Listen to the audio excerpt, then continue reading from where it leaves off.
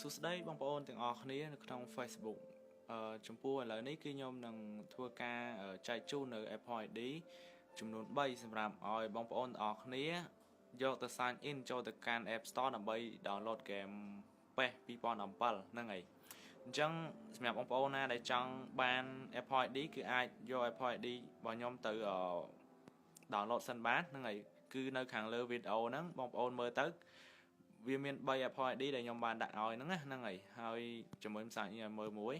ចាំមើល Apple ID មួយ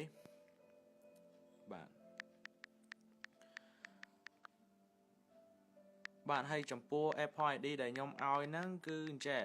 បើសិនជាបងប្អូនបានគឺសូមកុំយក Apple ID ហ្នឹងដាក់ចូល iCloud ហ្នឹងហើយគឺខ្ញុំសូមតែប៉ុណ្្នឹងទេសូមកុំយក Apple ID ដែលខ្ញុំឲ្យហ្នឹងដាក់ចូល iCloud ឲ្យសោះបាទព្រោះថាខ្លាចមានបញ្ហារឿងជាប់ iCloud អីណាហ្នឹងហើយអញ្ចឹងសូមបងប្អូនទាំងអស់គ្នាដាក់ចូលទៅកន្លែង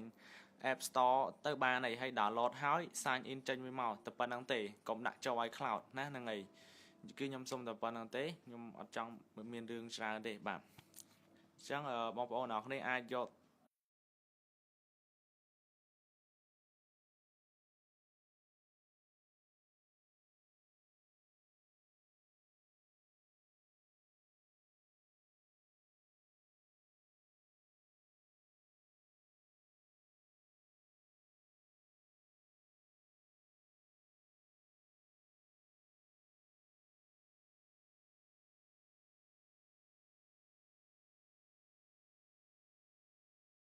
Apple ID ប្រទេសហ្នឹងទេ